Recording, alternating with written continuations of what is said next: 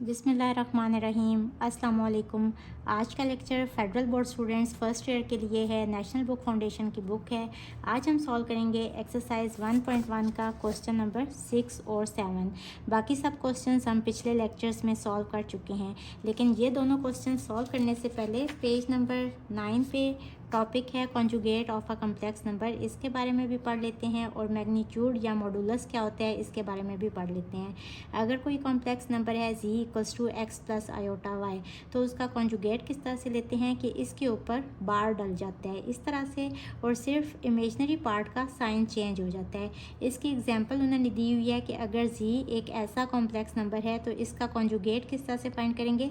पहले इसको हम सिंप्लीफाई करेंगे, यानी दोनों को मल्टीप्लाई करेंगे, आंसर ये आएगा। अब जब हमने इसका कॉन्जुगेट लेना है ना, तो इमेजनरी पार्ट ये है, सिर्फ इसका साइन चेंज हो जाएगा, तो ये हो जाएगा 3 माइनस आयोटा, और साथ में z के ऊपर इस तरह से बार आ जाएगा। तो ये आप क्लास 10 में भी पढ़ चुके हैं। इसी तरह से मैग्नीट्यूड किस तरह से फाइंड करते हैं। सपोज़ हमने इसी नंबर का ना मैग्नीट्यूड फाइंड करना है z का सपोज़, तो उसी तरह से हम दोनों नंबर्स को मल्टीप्लाई करेंगे, ये आंसर आ जाएगा। अब इसका मैग्नीट्यूड या मॉडुलस किस तरह से फाइंड करेंगे, इसको इस तरह से डिनोट करते हैं, और सिंपल रियल पार्ट का भी स्क्वायर हो जाता है, यानी कि 3 का स्क्वायर, और इमेजनरी पार्ट के साथ जो भी नंबर होता है उसका भी स्क्वायर हो जाता है। यहाँ इमेजनरी पार्ट आयोटा के साथ क्या है 1, तो इसका स्क्वायर हो जाएगा। 3 square is 9 and 1 square is 1, तो 9 प्लस 1 10, स्क्वायर रूट ऑफ 10 इसका आंसर आ जाएगा। इसी तरह से अगर वो कहते हैं कि कॉन्जुगेट का मैग्नीट्यूड फाइंड करें, तो कॉन्जुगेट का मैग्नीट्यूड उसी तरह से फाइंड करेंगे। अब कॉन्जुगेट ये है, तो इसका जब मैग्नीट्यूड फाइंड करेंगे, फर्स्ट टर्म का स्क्वायर यानी जो रियल पार्ट होता है उसका स्क्वायर, और इमेजनरी पार्ट का भी स्क्वायर। अब यहाँ बीच में पॉजिटिव साइन आते हैं, और ये जो -1 है ना इमेजनरी पार्ट के साथ यानी कि आयोटा के साथ, इसका इस तरह से होल स्क्वायर हो जाता है।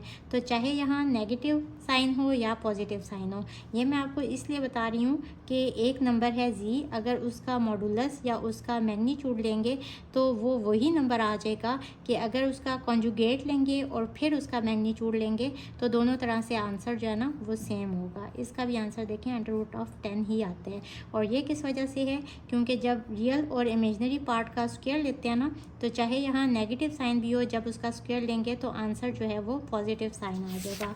अब यहाँ अगले पेज पे, पेज नंबर 10 पे एक बहुत इंपॉर्टेंट थ्योरम है। If z is a complex number, then magnitude of z is greater than equals to 0 and z modulus equals to 0 if z equals to 0। आइए इसको सॉल्व करते हैं। थ्योरम की स्टेटमेंट मैंने लिख ली है। If z is a complex number then z mod is greater than equals to 0। सबसे पहले हम सपोज करेंगे कि अगर z एक कॉम्प्लेक्स नंबर है तो हमने ये चीज़ प्रूव करनी है। तो let z is a complex number, ये हम सपोज कर लेते हैं। अगर z एक कॉम्प्लेक्स नंबर है, then by definition of complex number z किस तरह का नंबर होगा। z को हम लिखेंगे x प्लस आयोटा y करके, और bye definition of complex number x और y ये सेट ऑफ रियल नंबर से बिलोंग करते हैं। तो फिर हमने ये चीज़ प्रूव करनी है। ये चीज़ प्रूव करने के लिए हम इसका मॉड ले लेंगे, which is equals to real part यानी कि x का स्क्वायर प्लस इमेजनरी पार्ट यानी कि y का स्क्वायर। अब चूँकि x और y ये दोनों रियल नंबर्स हैं, since x and y are real numbers, so their square is also a non-negative real number। देखें, इनका स्क्वायर भी नॉन नेगेटिव रियल नंबर होगा। अगर y सपोज -1 है, तो जब उसका भी स्क्वायर लेंगे तो वो भी एक रियल नंबर, एक नॉन नेगेटिव रियल नंबर आ जाएगा, यानी कि नेगेटिव साइन जो है ना वो स्क्वायर की वजह से ख़त्म हो जाएगा। तो इसका आंसर भी पॉजिटिव आ जाएगा। जब दो non negative real numbers add होंगे तो वो भी आंसर जो है वो एक नॉन नेगेटिव रियल नंबर आ जाएगा, और जब उस नॉन नेगेटिव रियल नंबर का स्क्वायर रूट लेंगे तो वो आंसर भी एक नॉन नेगेटिव रियल नंबर आ जाएगा। Also square root of non-negative real number is a non-negative real number। यहाँ से हमारे पास क्या आ गया कि इसका आंसर जो है, चूँकि ये नॉन नेगेटिव है तो इसका आंसर या तो ज़ीरो होगा या फिर ज़ीरो से बड़ा होगा, यानी कि इसको हम इस तरह से लिख सकते हैं। अब ये क्या चीज़ है, ये है जी मॉड। तो यहाँ से हमारे पास रिज़ल्ट आ गया कि जी mod is greater than equals to zero. यही चीज़ हमने प्रूव करनी थी। यहाँ तक तो हमारा थ्योरम सॉल्व हो गया। आगे है and z mod equals to zero if z equals to zero. इस इफ़ का मतलब होता है कि हमने कन्वर्स भी प्रूव करना होता है। सबसे पहले हम सपोज करेंगे कि जी मॉड इक्वल्स टू ज़ीरो और हमने प्रूव करना होगा then z equals to zero. फिर हम सपोज करेंगे कि let z equals to zero और वहाँ से हम प्रूव करेंगे कि then z mod is also equals to zero. तो इसके लिए हम सबसे पहले सपोज कर लेते हैं। Now suppose z mod equals to zero. अब जी मॉड हमने क्या लिया हुआ है, ये है ना जी मॉड, तो इसकी वैल्यू पुट कर दें। X square plus y square equals to zero.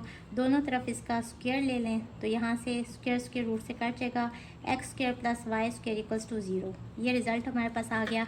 अब देखें ये रिज़ल्ट कब आएगा, जब हमारे पास ये भी है कि एक्स और वाई दोनों रियल नंबर्स हैं।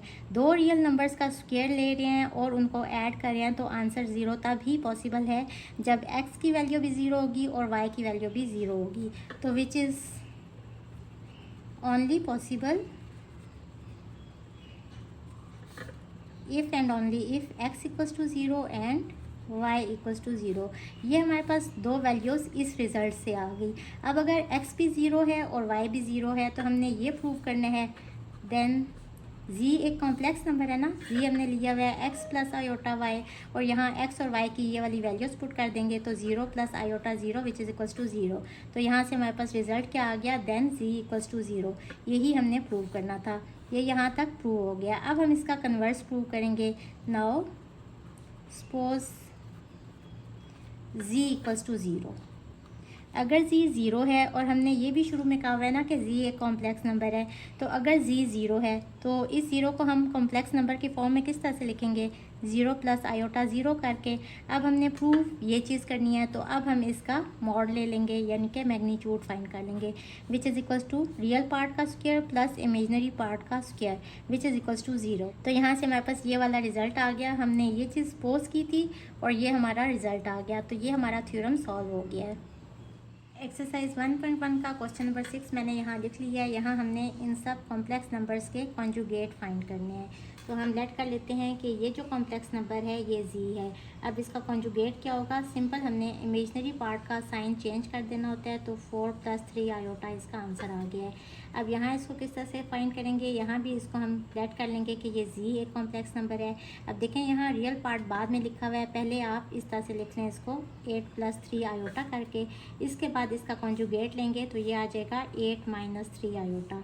नेक्स्ट पार्ट में भी हम लेट कर लेंगे कि जी एक कॉम्प्लेक्स नंबर है विच इज़ इक्वल्स टू 2 + √(-1/5)। अब देखें अगर इसका अलग अलग ऊपर और नीचे स्क्वायर रूट लेंगे तो हमें पता है कि since square root of -1 equals to iota, तो इसको हम लिख सकते हैं ना 2 + 1/, यहाँ भी इसका स्क्वायर रूट लिया हुआ है तो स्क्वायर रूट ऑफ 5 और साथ में इस सब की जगह पे आयोटा आ गया। अब ये जी है, अब इसका हम कॉन्जुगेट ले लेंगे। तो हमने सिंपल इमेजनरी पार्ट का साइन चेंज कर देना है। So this is our answer. अब इस पार्ट में भी इसको हम लेट कर लेंगे कि जी ये कॉम्प्लेक्स नंबर है विच इज़ 5 आयोटा/2 - 7/8। अब यहाँ भी आयोटा वाली फॉर्म यहाँ है, आप चाहे तो इधर ही इसका साइन चेंज कर लें या फिर पहले इसके ऑर्डर को सही करके लिख लें, पहले रियल पार्ट इस तरह और फिर इमेजनरी पार्ट इस तरह से लिख लें। अब इसके बाद आप इसका कॉन्जुगेट ले लें विच इज़ इक्वल्स टू -7/8 और इमेजनरी पार्ट का साइन चेंज कर देना होता है। So this is our answer. अब चलते हैं क्वेश्चन नंबर 7 की तरफ। Question number 7 is find the magnitude of the following complex numbers. ये जितने भी नंबर्स गिवन है ये कॉम्प्लेक्स नंबर्स हैं और हमने इनका मैग्नीट्यूड फाइंड करना है। तो हम सबसे पहले इसको लेट कर लेते हैं कि ये एक कॉम्प्लेक्स नंबर जी है इक्वल्स टू 11 + 12 आयोटा। इसके बाद हमने इसका मैग्नीट्यूड फाइंड करना है, यानी कि जी मॉड फाइंड करना है इक्वल्स टू रियल पार्ट यानी कि 11 का स्क्वायर प्लस इमेजनरी पार्ट यानी कि 12 का स्क्वायर। सिंपल इसको सिंप्लीफाई कर लेंगे। ये है 121 और ये है 144। 121 + 144 equals to square root of 265। सो ये इसका आंसर आ गया है।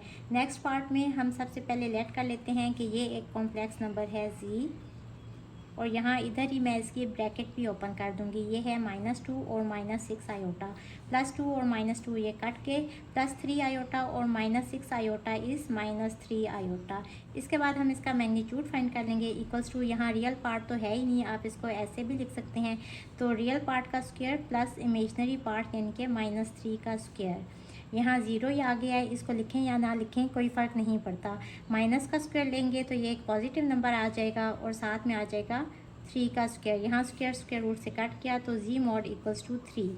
इसके बाद इसको सिंप्लीफाई करना है तो let z equals to 2 minus iota into 6 plus 3 iota. सबसे पहले हम इसको मल्टीप्लाई करेंगे तो 2 इंटू 6 प्लस 3 आयोटा और minus iota into 6 plus 3 iota. ये हो जाएगा 6 2 ज़ा 12 प्लस 3 2 ज़ा 6 आयोटा, -6 आयोटा और -3 आयोटा स्क्वायर, +6 आयोटा और -6 आयोटा, ये दोनों टर्म्स कट की और यहाँ है -3 आयोटा स्क्वायर। हमें पता है आयोटा स्क्वायर इक्वल होता है -1 के, तो माइनस इंटू माइनस ये हो जाएगा प्लस, तो 12 + 3 इक्वल्स टू 15। इसके बाद हमने इसको हम किस तरह से लिख सकते हैं, 15 + 0 आयोटा करके ना। इसके बाद हमने इसका मैग्नीट्यूड फाइंड कर लेना है, इक्वल्स टू रियल पार्ट का स्क्वायर और प्लस इमेजनरी पार्ट का स्क्वायर। इसको लिखें या ना लिखें कोई फ़र्क नहीं पड़ता। तो जब 15 का स्क्वायर लेंगे और स्क्वायर रूट लेंगे तो यह स्क्वायर इस स्क्वायर रूट से कट जाएगा, तो जी मॉड का आंसर इक्वल आ जाएगा 15 के। सो ये इसका आंसर आ गया। नेक्स्ट पार्ट में भी हम लेट कर लेंगे कि ये एक कॉम्प्लेक्स नंबर है z equals to 3 - 2 iota over 2 plus iota. Class 10 में भी आपने ये किया हुआ है कि जब भी डिनोमिनेटर में आयोटा वाली टर्म हो तो इसके कॉन्जुगेट से इस पूरे नंबर को मल्टीप्लाई और डिवाइड करते हैं। तो 2 माइनस आयोटा से इसको मल्टीप्लाई और डिवाइड करेंगे। अब यहाँ ऊपर इन दोनों नंबर्स ने मल्टीप्लाई होना है तो 3 इंटू 2 माइनस आयोटा और -2 आयोटा इंटू 2 माइनस आयोटा, और नीचे यहाँ प्लस है, यहाँ नेगेटिव साइन है, तो यहाँ फार्मूला यूज़ होगा a² - b² equals to a + b into a - b। तो फर्स्ट टर्म का स्क्वायर और नेगेटिव साइन के साथ सेकंड टर्म यानी कि आयोटा का स्क्वायर। ऊपर इसको सिंप्लीफाई करेंगे, 6 - 3 आयोटा -4 आयोटा और +2 आयोटा स्क्वायर, और नीचे 4 और माइनस आयोटा स्क्वायर की वैल्यू होती है -1, तो माइनस माइनस प्लस हो जाएगा, 4 + 1 इज़ 5। आप यहाँ लिख लें कि since iota square equals to -1, ये वैल्यू ना हमने यहाँ पुट की है, और नेगेटिव साइन ऑलरेडी बाहर था तो ये नेगेटिव साइन इस नेगेटिव साइन से मल्टीप्लाई हुआ तो माइनस माइनस प्लस हो गया, +1, 4 + 1 इज़ 5। इसके बाद इसको हम सिंप्लीफाई करेंगे, ये दोनों ऐड हो रहे हैं तो 6 और -7 आयोटा और +2 इंटू आयोटा स्क्वायर की जगह पे वैल्यू पुट कर देंगे -1/5। ये हो जाएगा 6 - 2 इज़ 4 -7 आयोटा ओवर 5। इसको हम ऐसे भी लिख सकते हैं 4/5 -7 आयोटा ओवर 5। अब हमें इसका मैग्नीट्यूड चाहिए तो सिंपल हम क्या करेंगे कि रियल पार्ट का स्क्वायर कर लेंगे और प्लस इमेजनरी पार्ट यानी कि 7/5 का भी स्क्वायर आ जाएगा। अब ये हो गया 16/25 और यहाँ हो गया 49/25। ये स्क्वायर जो है ये अलग अलग कट नहीं सकता क्योंकि पॉजिटिव साइन दरमियान में है, तो सबसे पहले हम इसको सॉल्व करेंगे। तो यहाँ 25 नीचे एलसीएम आ जाएगा, 16 + 49 और इस सब का स्क्वायर रूट है। इन दोनों को ऐड करें तो 65/25 आ जाएगा और साथ में स्क्वायर रूट आ जाएगा। अब ये 5 के टेबल पे डिवाइड हो रहे हैं, 5 5 = 25, 5 1 = 5, 5 3 = 15, तो स्क्वायर रूट ऑफ 13/5 इसका आंसर आ गया। यहाँ भी हम सबसे पहले लेट कर लेंगे कि ये इक्वल है एक कॉम्प्लेक्स नंबर z के, equals to square root of 3 minus square root of -8 into square root of 3 plus square root of -8। अब यहाँ इन्होंने ना आपको कंफ्यूज करने के लिए ये टर्म दी हुई है। देखें वैसे तो ये हो जाएगा 8 स्क्वायर रूट ऑफ 8 और साथ में आयोटा आ जाएगा, यहाँ भी स्क्वायर रूट ऑफ -8 और साथ में आयोटा आ जाएगा। लेकिन अगर आप इस पर गौर करें तो ये टर्म और ये टर्म सेम है, ये टर्म और ये टर्म सेम है, यहाँ दरमियान में नेगेटिव साइन है, यहाँ पॉजिटिव साइन है। तो सिंपल आप यहाँ फार्मूला यूज़ करें a - b into a + b equals to a² - b²। सबसे पहले इसको सिंप्लीफाई कर लेंगे, फर्स्ट टर्म का स्क्वायर हो जाएगा और साथ में नेगेटिव साइन और सेकंड टर्म यानी कि स्क्वायर रूट ऑफ -8 का स्क्वायर हो जाएगा। यहाँ ये स्क्वायर इससे कट जाएगा, यहाँ ये स्क्वायर इससे कट जाएगा, तो ये हो जाएगा 3 minus into -8 which is equals to 3 + 8 minus minus plus हो गया, तो ये हो गया इक्वल्स टू 11। अब इस 11 को हम लिख सकते हैं 11 + 0 आयोटा करके, तो z इक्वल आ गया 11 + 0 आयोटा। अब हम इसका मैग्नीट्यूड ले लेंगे इक्वल्स टू रियल पार्ट का स्क्वायर और प्लस इमेजनरी पार्ट का स्क्वायर। इस ज़ीरो को लिखें या ना लिखें कोई फ़र्क नहीं पड़ता, तो स्क्वायर रूट ऑफ 11 और इसका स्क्वायर स्क्वायर रूट से कट जाएगा, तो जी मैग्नीट्यूड इक्वल आ जाएगा 11 के। So this is our answer. Hope students आपको आज के लेक्चर की भी बहुत अच्छी समझ आ गई होगी। जाने से पहले मेरे चैनल को लाइक, सब्सक्राइब और शेयर करना मत भूलिएगा। इसके साथ ही मुझे दें इजाज़त। अल्लाह हाफिज़।